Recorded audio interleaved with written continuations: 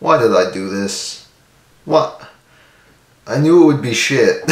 So the new season of anime started. For those who don't know, I'm not a huge anime watcher. I greatly prefer to read manga. But I have been getting into anime a bit more recently. I've been watching a lot of the stuff. I checked out some of the Studio Trigger shows I haven't seen. You know, the Harry Potter one and Luluco, which was fantastic. And I saw Trigger had a new show coming out this season called SSSS Gridman. And I'm like, hey, why not? I'll check it out. It looks like a very generic and boring mech series, but whatever. But as I was hearing stuff about it, I was caught up in, you know, all this other new anime bullshit hype. So where a bunch of new shows were out with just one episode, I decided to check a few out. So today I'm going to be briefly giving my first impressions on some of these new shows that I watched. Before I already mentioned it, let's talk about Studio Trigger's new show, SSSS Gridman. This is the story of a boy who loses his memory, but then learns that he can go into a computer, turn into a giant robot, and fight giant monsters. Now this sounds very generic and bland, and that's what I thought at first. I'm like, okay, this is probably going to be shit after one episode. But I actually really liked it. The one thing that this series seems to do differently from all these other, you know, bullshit,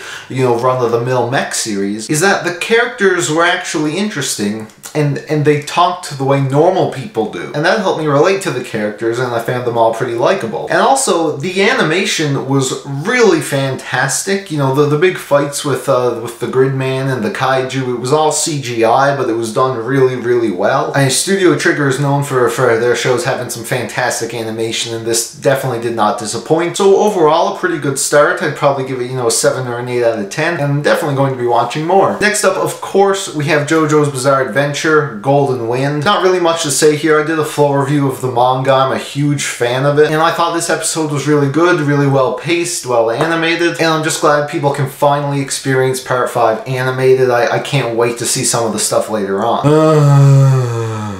Okay, so there's this show called Goblin Slayer.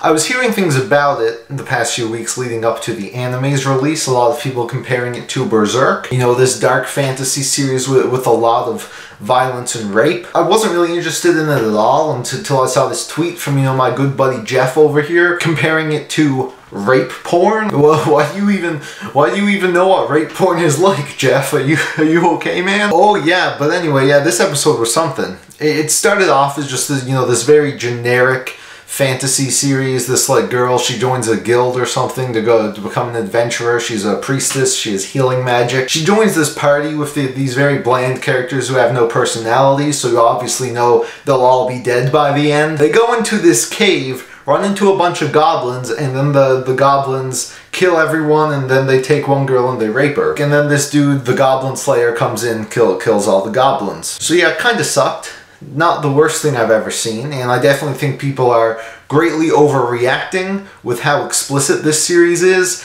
It really wasn't as bad as I thought it would be. They really don't show the rape, they just cut away. And it's nowhere near the levels that Berserk gets to. But yeah, still kind of bland. Really didn't do anything for me. Yeah, so I'm not really sure if I'm gonna keep going with this. Like, if some of you have read the light novel or manga and think it gets really good, I might stick around, but probably not. Alright, this is the reason I wanted to make this video in the first place. Oh my god. I had heard of this new manga. I recently got a English release. It's from a French mangaka. The series is known as RadiAIN'T. Before you say another word, Javert, before you chain me up like a slave again, listen to me. There is something I must do. So, like, I saw a bunch of people talking about it. I didn't know much about it, but then I saw someone say that this has like a 6 on my anime list or something. And for those who don't know, the My Anime List rating system is completely broken. It's completely plagued by people with awful taste. There are so many terrible series on My Anime List that have super good scores there. So whenever you see like a score that's like below a 7.5, that's usually pretty alarming. So when I saw this, I was like, oh, I gotta check this out. I don't think I have ever seen a blander series.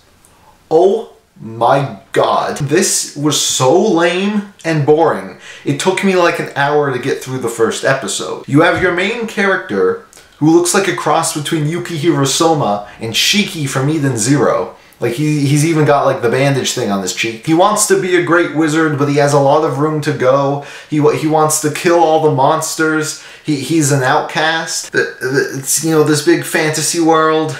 It was... We make fun of shonen series for, you know, being bland and unoriginal, you know, stuff like Black Clover. But this was honestly on another level. Like, it was so lame. And barely nothing even happened in this episode. Like, it's teasing this big fight scene in the next episode, but we didn't see any of that. Just saw the main character dick around and be awful at his job. Yeah, this was the big ass. 1 out of 10. Anyway, in terms of the long-running stuff, though, Attack on Titan's going on. It's actually a bit unclear. There were rumors that it won't be airing during the fall, and it's going to pick back up in January. But I don't think we'll know that for a few weeks because the first core is still wrapping up. But man, that's been good. That has been such an improvement over the manga. Attack on Titan Season 3. Really, really fantastic stuff there. Got One Piece, got a new opening. It's not nearly as good as the last one. I still could not be fucked to watch the One Piece anime. It looks so bad. People always go on about, oh, this episode of One Piece, it's crazy. It's got all the crazy animation. I'm like, wow, that's great. But there's only an episode like this, like every 20 episodes. Like, there's just so much shit in the One Piece anime. I cannot watch it. Oh, Fairy Tail's back.